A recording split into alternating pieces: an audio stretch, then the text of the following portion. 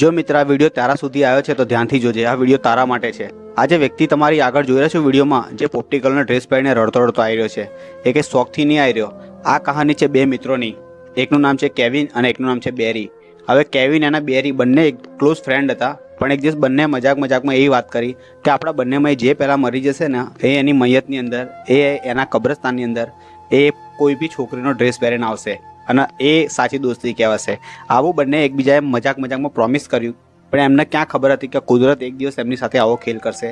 આ કેવિન હતો, એ આર્મીમાં ઓફિસર હતો, પણ એક દિવસ યુદ્ધની અંદર કેવિનનું ડેથ થાય છે અને આની વાત બેરીને ખબર પડે છે।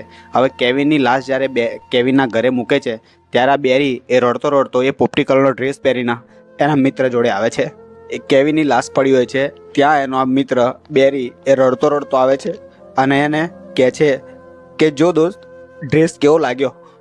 અને એના પગ જવાબ દઈ દે છે અને એ ત્યાં બેસી જાય છે અને રડે છે, કારણ કે એને ખબર છે કે અંદરથી કોઈ જવાબ નહીં આવવાનો।